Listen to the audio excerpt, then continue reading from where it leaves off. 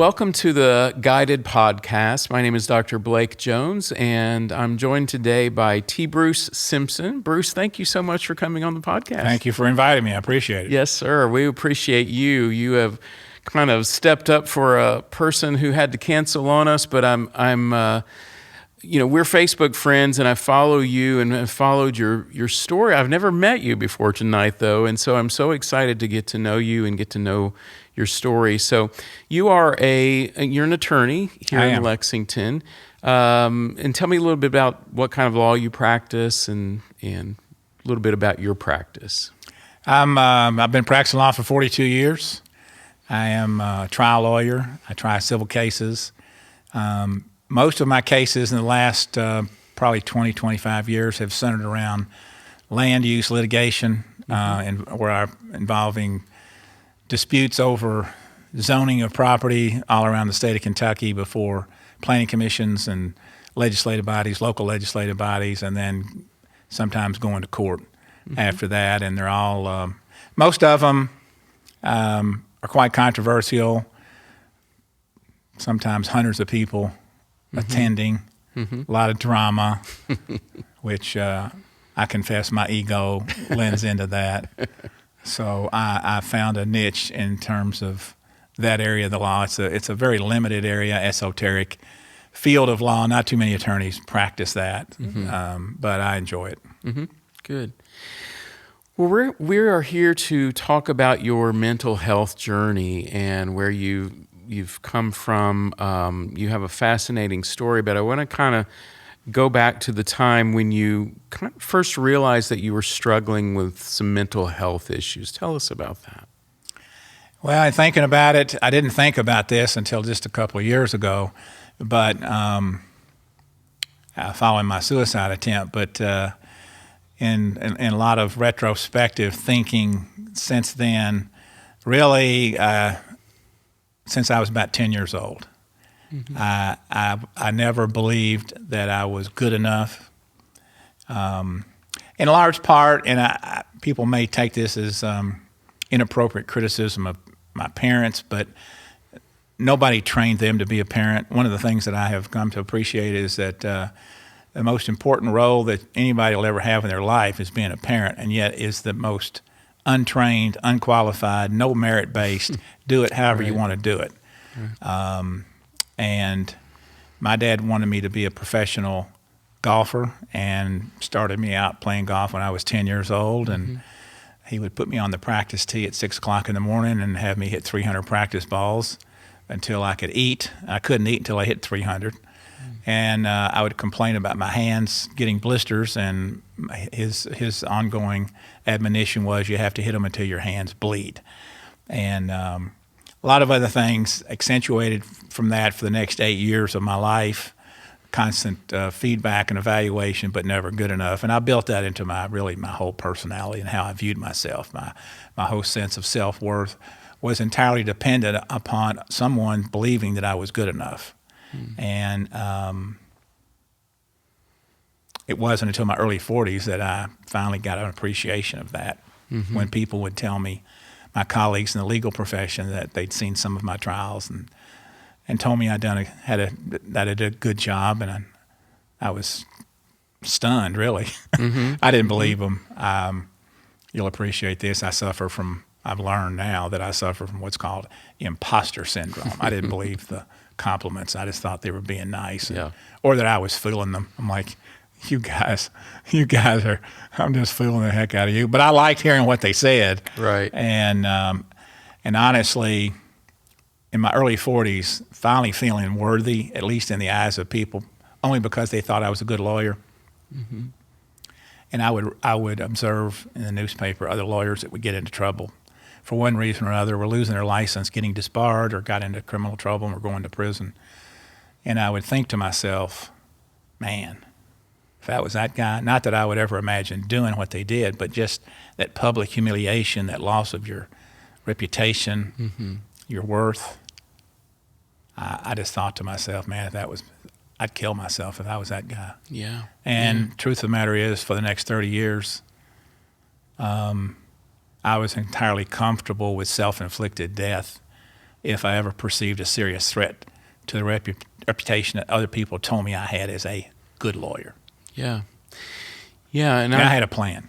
Yeah, and I've read some of your writing where you talk about you were kind of anti-therapy and anti-mental, getting some help for mental health issues. Tell me about that. Which is odd because, I've got a bachelor's degree in sociology with a minor in psychology, a master in social work, and a law degree. Mm-hmm. But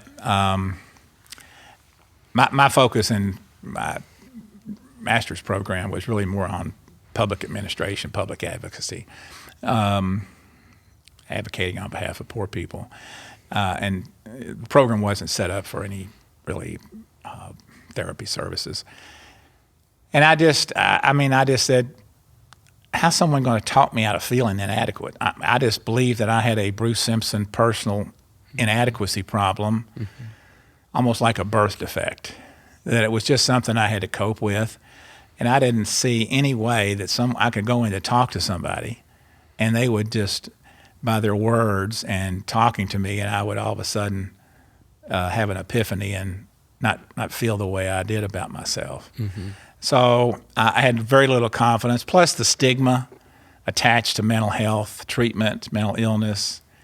I knew I was struggling, but I thought I'd have to wear a disguise to go in and see somebody, mm-hmm. because someone might recognize me, even walking in the parking lot, going to a building, or if I walked into somebody's waiting room and might be recognized. I was fearful, mm-hmm. that someone might tell that, hey, what's up with Simpson? Yeah. Yeah. So you just kind of suffered in silence. I did. It was my inappropriate coping mechanism until I was 73 years old. Hmm. I wonder if the law profession, kind of in your struggles, if there's this culture of keeping your mental health struggles silent in the law profession in general. In general, yes. Some of the bar associations, Kentucky being one of them, Ed Hergen, who heads up the Kentucky Lawyer Assistance Program, is starting to make inroads into making lawyers try to feel more comfortable about coming forward. It's confidential. It doesn't affect your licensure. If you seek help, if you're struggling mentally or with substance abuse problems.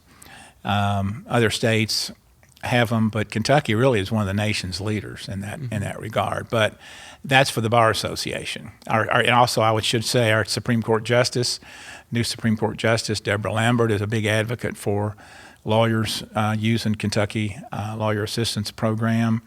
Our past president of the Bar Association, it's the same way. So there's some inroads being made, but as a culture, mm-hmm. the profession, you don't talk about it. Mm-hmm. You better not go and tell the managing members of the law firm you're struggling mentally. Mm-hmm. I don't think it's any different from any other profession, medical providers, any other professional. The stigma is a killer, I've learned. Yeah. And I don't see that changing for a generation. It's too well ingrained. Institutions are slow to change to start with. Mm-hmm. And the law profession has a business model that doesn't accommodate vulnerability of its individual lawyers. We wear a cloak of immunity, of invulnerability, that we aren't subject to the same frailties of life that the clients we serve. Mm-hmm. And we are super people is what we hold ourselves out to be. And for men especially, I've learned it's even worse because men have that built into their gender identification, at least I did. I was always taught, don't whine, don't complain, suck it up and be a man. Mm-hmm. Don't reveal weaknesses or share personal thoughts about being weak to anybody. It doesn't do you any good. People will think ill of you, so shut up about it. Mm-hmm. And so being a man, being a lawyer just doubles up this false sense of bravado that we carry around, all the while inside we're just like everybody else. Mm-hmm. Subject to the same weaknesses, being afraid, but having to carry on an act of, because we have really one of the highest legal standards in the law of fiduciary responsibility to take care of the people that come to see us. And I take that job, I've always taken extremely seriously. And so I dare not share my weaknesses with my clients, and certainly not my law firm, because it's not going to do me any good professionally. It probably puts my employment at risk, which I later ultimately found out did. So So take us to the time where you kind of struggled in silence all these years, and then it finally took you to the place where you attempted to take your own life. Take us to that time, and what happened? It was, I had some health issues in 2022 for the first time in my life. I got diagnosed with AFib, and I had some irregular heartbeats. They put me in the hospital, restarted my heart. No big deal about that. Put me on medication. That didn't work. And then they put me on blood thinner. One of the consequences of blood thinner that I didn't appreciate until it was too late is that you have to be very careful about injuring yourself. Your blood vessels are much more likely to burst. And I fell in May of 22 and sustained a brain bleed, and was in the hospital for a couple weeks, really about 4 weeks throughout 2022 at different times. But I'd come back to work thinking I was fine. One of the consequences I didn't know at the time was that a brain bleed can have an impact on short-term memory. And in January of 2023, I opened the mail from the Kentucky Court of Appeals. It involved a high-profile case that I won at trial, a big upset victory, but it had a lot of publicity. It was celebrated with my clients. They were ecstatic. And the first thing I saw about the opinion was "to be published," printed across the top of the page. Very few cases get published. Maybe 10% of all the court decisions get published in the law books forever. So I thought, well, this is good, and then it didn't take me very long. I peeled down the middle of the page, and it said "order reversing." And in the course of the opinion, the court observed that the respondent's counsel, which was me, had not filed a brief in the case. And I was stunned, like, what? Of course I filed a brief. I won this case. Why would I not file a brief? But I checked, and I had not forgotten to file it. And I was devastated, instantly devastated, and instantly suicidal based upon 30 years of being ready to kill myself if I ever perceived a serious threat to my reputation. This was going to be a to-be-published opinion in a high-profile case that I'd won, not filed a brief, major malpractice, first time I'd heard a client in my career in 40 years as a lawyer. It was not fixable. There was nothing I could do to fix it. And I'd ruined my career, I thought. I had humiliated myself. I'd have to wear a scarlet letter of sorts, hang my head in shame. I couldn't do that. And my malpractice, the taint of it, would also bleed over to impact my family. They would not be proud of me anymore. They would be tainted by my shame. They didn't deserve it. And as I had thought for 30 years, if I ever lost my reputation, my standing in the eyes of other people, that life wouldn't be worth living and I'd be better off if I was dead. I wasn't crying. It was just business. As bizarre as that sounds, when you're entirely comfortable with killing yourself for 30 years, it's just, all right, let's get it done. And I went ahead to proceed to accomplish my mission. It was a mission, Yeah. But you failed at that mission. I failed, notwithstanding my most, no one could have been more purposeful or determined to kill themselves that night. And I'm still bewildered at the circumstances that intervened that kept me from killing myself. Unbelievable, really. Yeah. And this kind of led you to a sense of spirituality in your life too, didn't it? That you discovered? I mean, the things that happened that night are so far beyond my belief. Besides being highly skeptical of the efficacy of mental health treatment, I was a quintessential doubting Thomas about even the existence of God. Kind of sort of believed, but I would get, Judges have been demanding of me. I mean, law school heightened my skepticism. Being a lawyer for 40 years, at the time I tried to kill myself, I was full-blown skeptic because I had to be as a lawyer. Judges would demand of me in every trial, Mr. Simpson, I don't care what kind of nice person your client is, that they teach Sunday school.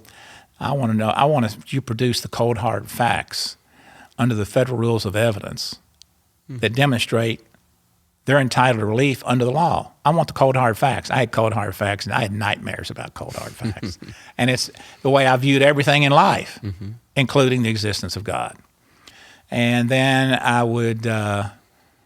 I'd get turned off by a televangelist on TV that would be what I considered huckstering to hurting people and clipping them for money for prayer cloths and seed money to live in their $1 million houses, fly around in jets. And I would just say, oh, this is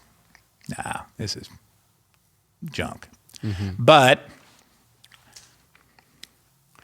and I didn't even know who Doubting Thomas. I didn't know Thomas was named after disciples. That's how until 6 months after my attempted suicide, I found out Thomas was a disciple of Jesus who doubted the resurrection and would not believe it until he touched Jesus' wounds, which ultimately did. But that night, I placed a loaded gun in next to the side of my head after just successfully test firing it. Took out the spent casing and pulled the hammer back, saw the next round rotate into the firing chamber, placed the gun side of my head, pulled the trigger, hammer hit the bullet, and the bullet didn't fire. And I'm like, what? I'd call the police before I'd pull the trigger because I wanted them to get me. And they intervened before I could do it again. But later that night, the police I talked my way out of them stopping me. They didn't stop me at that time. But later that night, when I pulled the gun out for the final time, close to my house, and I didn't tell this part of my story for about a year. I didn't tell it because 4 or 5 months after I got out of Eastern State Hospital, and I started doing so much better and thinking much more clearly, and I got on medication. And the mental health therapy helped me. I knew that I wanted to be available to other lawyers. That was my first thought, that would ever become suicidal, that I would wanted to be there for them. And Yvette Hurricane, the director of the Lawyer Assistance Program, says, well, why don't you write an article? I'm like, I can't write an article. I mean, I'll never get another client. And I'd already been fired from my job after my suicide attempt, and I didn't have a firm. I said, if I write about this publicly, I'll never get another client the rest of my life. And she said, well, that's okay. You just be available, and we'll just plug in when somebody calls in. I said, yeah, let's do that.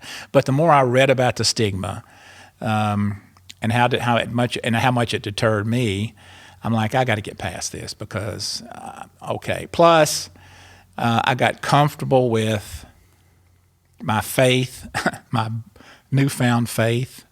And so I decided my anniversary date of my suicide attempt in 2024 to tell the rest of the story. I thought if I told it, I was uncomfortable because I thought nobody's going to believe this because quite frankly, before January 25th of 2023, if someone would have told me what I'm about to tell you, I wouldn't have believed it. I want cold hard facts, and I ain't believing it. People say these things. But they happen to me, so they're true. And I pulled the gun out for the final time. I walked around,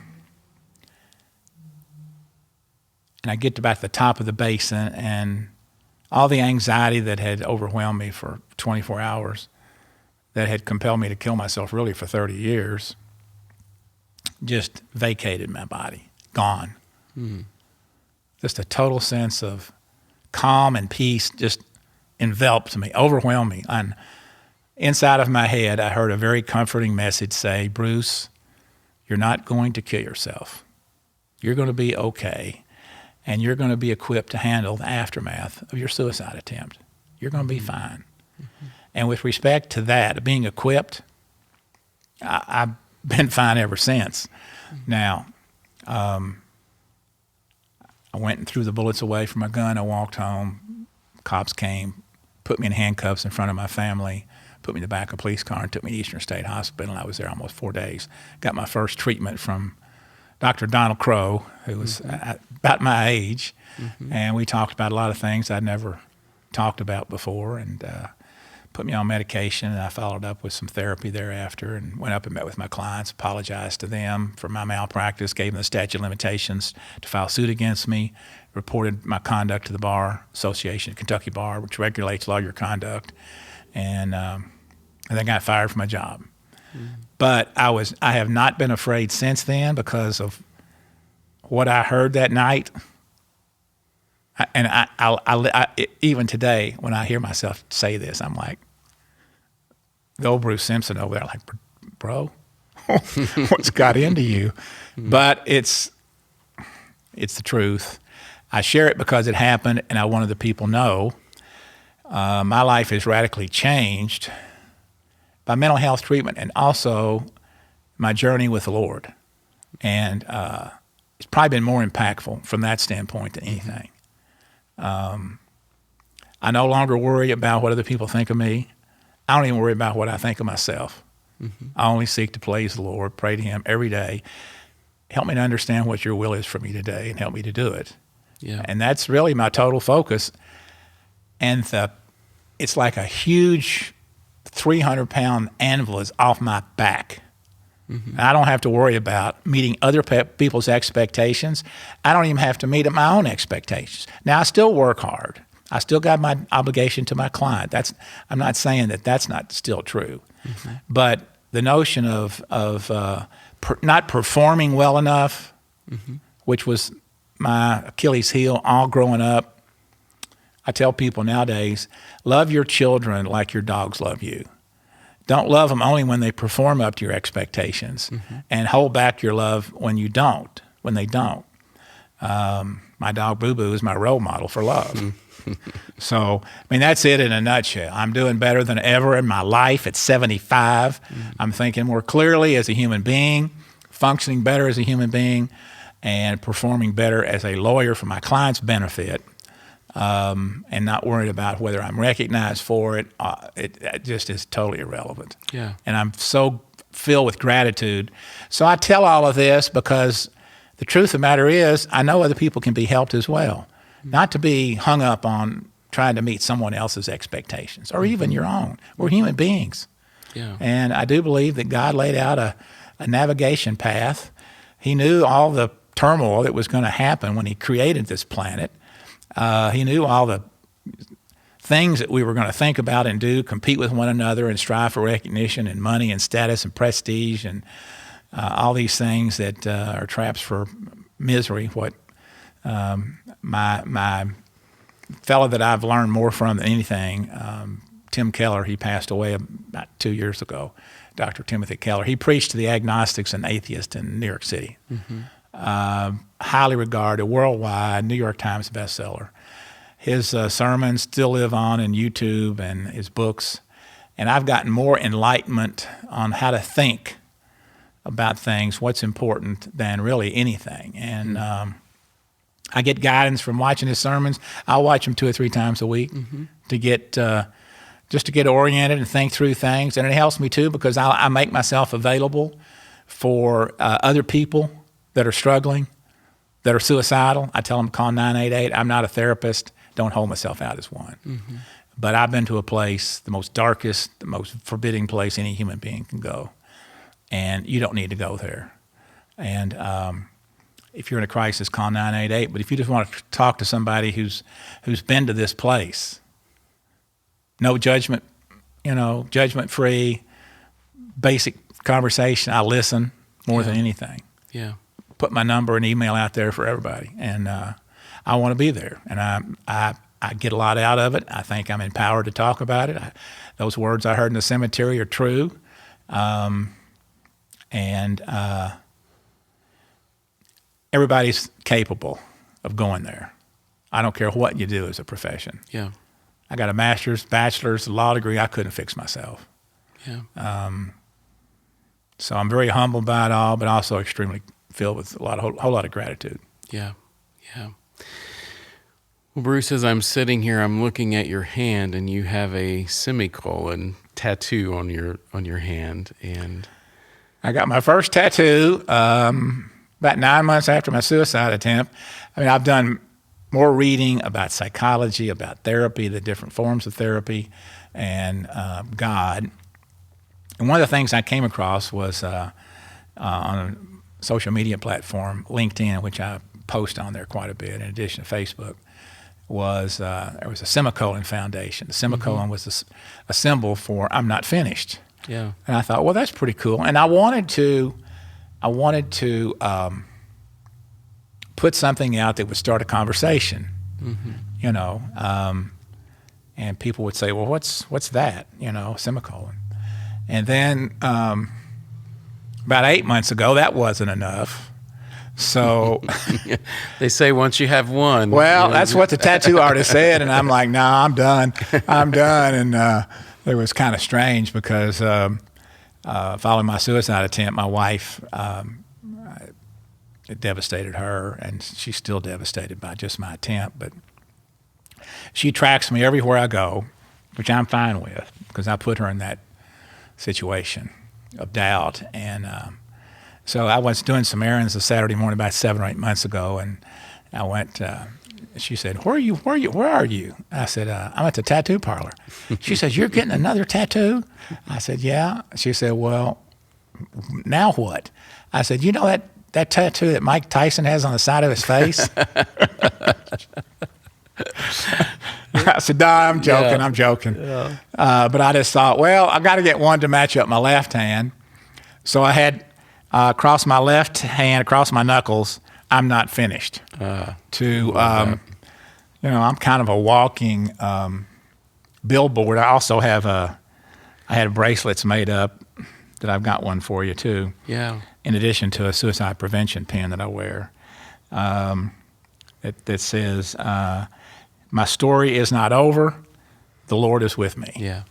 I give that out to folks. I mean, I say, if you don't want it, give it to somebody that you might think might need it, because nobody's story is ever over. Yes. It's not. You can regain, you can recoup. We all have moments of downtime. And my big thing was, which I'm sure you can relate to as a therapist, I would self-sabotage. Things would get negative, and I would just double up. And it would, I'm like, well, you're worthless. And, you've made this mistake. It just doesn't matter. It doesn't matter. It doesn't matter. It doesn't matter. And you just, you beat yourself up. I attempted suicide once before. My escape from my depression, and I apologize for having to wipe my nose, but the medication I'm on keeps me from doing that. But makes me do it. But one of my escape mechanisms from my depression was gambling. I became a good gambler in my mind. I could count cards with a professional, but if you're going to count cards, you got to move from casino to casino. They'll block you. It's not illegal, but they can trespass you. And I didn't want to be traveling around all these casinos. So I started playing video poker up and memorized all the pay tables, which you can do pretty well, but the house still has the advantage, and ultimately it sucked all my money. But for moments of self-deception, they treated me better than I deserved.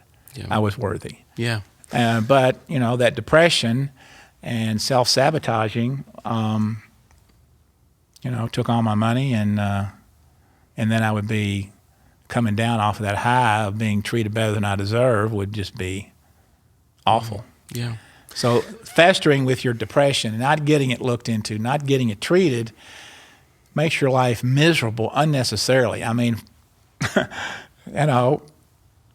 up until I was 73 years old, most of my life's been miserable for the most part. Yeah. I mean, except for I won't say constantly, no, that's not fair. But hiding it, living off, trying to meet other people's expectations, that's no way to live, and you don't have to live this way. I tell folks mental health treatment works. It works. Yeah. Forget all this nonsense that I believed in. It works. Medication's been very helpful to me. And as I say, Once I got stabilized with the mental health treatment and the medication, going forward in terms of my guidepost for daily living has been my faith. It's freed me up from the burdens that I've lived with almost 3/4 of a century. Yeah. Well, Bruce, I'm so thankful for your life. I'm thankful you survived, and I'm so grateful for you coming on the podcast today, and just appreciate the work that you do in the world around mental health advocacy and just being a resource for people that are struggling. I appreciate that about you. So thank you for coming. Well, thank you for inviting me and allowing me to share with others. And let me say this, I put my number on my Facebook page and my email as well. For those people that, as I say, you just want to talk to a layperson, if you're in a crisis, 988. I check on those people 3 times a month. I tell them, now, if you get a legitimate call, hang up. But I said, I'm just doing a quality check, because if I'm going to refer people to you who call me, because I get calls, serious calls, suicidal calls, I want to make sure you guys are on your game, and they are. They do a good job. Yeah. I call them at all hours of the day and night. And but my telephone number is 859-229-3436, 859-229-3436, and my email is bruce@bsimpsonlaw.com, bruce@bsimpsonlaw.com. If you just want to have a conversation, judgment-free, talk about things because you're struggling and you're not sure who to talk to or what to do, I'm not a therapist. I don't have any magic elixir. But I can listen, and I've been where you're thinking about going, and I can tell you there's a better way. There's a safer way and a better life. Yeah. And give me 15 minutes to convince you. I've been there. Well, we appreciate you. Thank you so much. And thank you for joining us on the Guided Podcast, and Godspeed on your journey.